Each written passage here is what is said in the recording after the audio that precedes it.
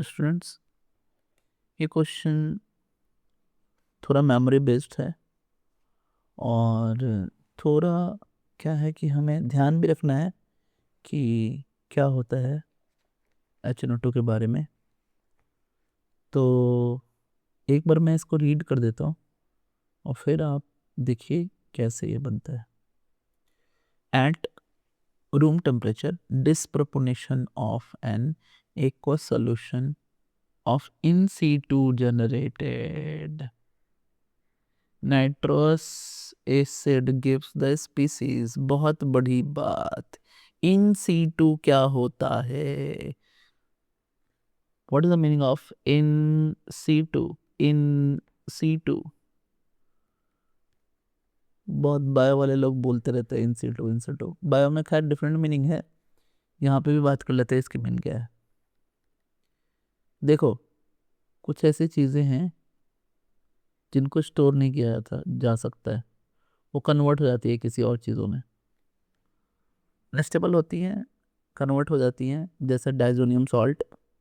Diazonium salt तो crystalline form में stable तो होता है, लेकिन उसको पानी में मिक्स करते हैं तो स्टेबल नहीं होता। उसी तरह जो हमारा HNO2 है, ये भी एक स्टेबल ऐसे इक्वस मीडियम में नहीं रहता, और हम इसको जब भी यूज़ करना होता है ना, तो हम डायरेक्टली इसको बना लेते हैं, है ना। आप कभी भी वो डाइजोनियम डाइजोटाइजेशन में भी यूज़ किया जाता है, तो आप कभी भी देखेंगे तो वहाँ लिखा होता है NaNO2+HCl, या फिर लिखा होता है NaNO2+H2SO4। इसका मतलब यही है, तुरंत बनाओ और तुरंत उसे यूज़ कर लो, फटाफट बनाओ फटाफट यूज़ करो, रखने की बात नहीं।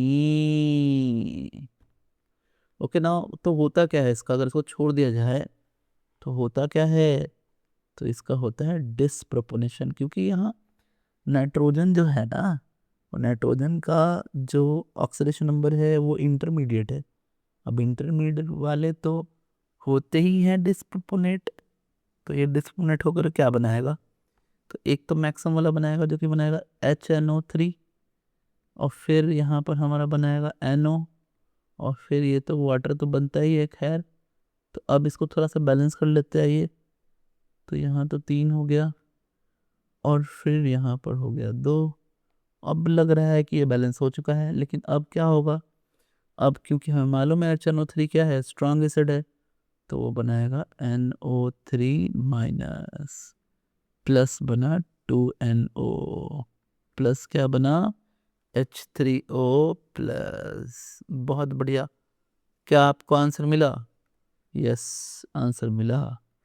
आंसर ए है। सो इन सूत्रों को याद रखिएगा, बहुत ही इंपॉर्टेंट है। Thanks, subscribe for